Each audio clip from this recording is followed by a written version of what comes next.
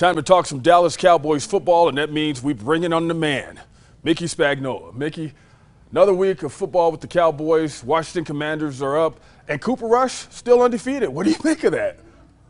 Yeah, it's pretty amazing to think that you can rely on your backup quarterback who's never really had to be relied on, other than one other time in his career to start a game, and him to come out with two victories, and not just two victories, Van, but two victories where, he comes from behind or takes a team that's tied and takes the lead in the fourth quarter. So, yeah, that's pretty remarkable. Certainly hasn't happened a whole heck of a lot in Cowboy history. When you think back that only Jason Garrett and Roger Staubach are the only other two Cowboy quarterbacks who have won their first three starts with the Cowboys in the NFL. And how are they feeling about Cooper now? Because, I mean, he's delivering the goods. I mean, that's what you want a backup quarterback for, is so you don't lose a step. But at the same time, he's been really efficient. Yeah, and that's what you fear about backup quarterbacks. You get a backup quarterback and you feel comfortable, and then he's got to play, right? And then you find out maybe why he's a backup quarterback, or you find out that, you ended up relying on exactly the right guy.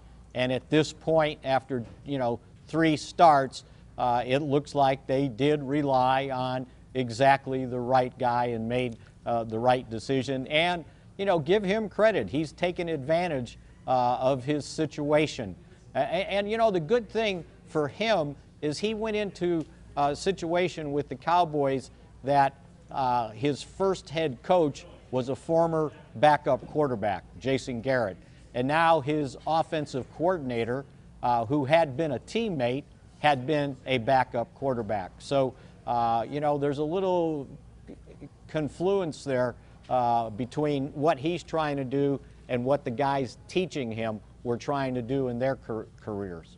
And what is the prognosis for Dak now? Like, as he waits to come back, anything getting better, or how's that going? Yeah, he's improving. It usually takes 4 to 6 weeks for a fractured bone to heal. There's nothing you can do to speed that up, and certainly the Cowboys want that, 100% ready to go. He's able to grip the ball a little bit. He was doing some real few soft tosses at practice, but working on his cardio most of all. And I was telling some friends of mine that I ran into him in the hallway yesterday, and he didn't have his protective covering on his hand. And I said, "Hey, can we shake hands?" And he held out his right hand. I held out my right hand, and he goes, "Gently." So he's certainly not ready this week. Maybe next week, and I think even after that, I think maybe more probable for the Philadelphia games a couple weeks down the road. And I guess there's no need to rush him back if Cooper is holding up the ship like that. And then what I noticed, based upon like a couple of seasons ago and how things have been going, like this team, they seem to respond to Cooper too. It's like they got a little pep in their step as far as coming from behind and stuff like that. They're fighting all the way till the end. Yeah, absolutely. And they won't rush him back, even if they wanted to. You got to let, Mother Nature run its course. And with a bone, you don't, somebody doesn't have a broken leg and you go, okay, we're going to rush him back, even if he's not ready because we need him. So there's some medical science to this whole thing, and then just his comfort and getting him ready to play again and getting him back into practice. So, yeah, it's a process, but you're right. You can tell these guys have confidence in him. He's so confident in the huddle and so deliberate that I think it rubs off to the rest of the guys. So when they get in those pressure situations in the fourth quarter, either having to come from behind or break a tie, they look up to him as the leader and feel comfortable. Washington Commanders, what kind of challenge is that going to be? Well, all I know is the first 2 games of the year, Carson Wentz threw for 300 yards. They won one of them. They're the only team, by the way, to beat Jacksonville so far. So this is no time to, kind of take a deep breath and say, oh, okay, this one will be easy. It's a division game. It's against a team that was somewhat embarrassed last week, giving up 9 sacks. And we know how that team feels about this team here playing twice a year. So it's a pretty good rivalry on their end. And you better be ready because I don't think you can take anything for granted in the NFL. Yeah, and I feel like as far as defensively, the Cowboys could make it a long day for Wentz because it seems like the defense is firing off really well now, and things are just coming together for the team, even though it looked so dire when Dak went out.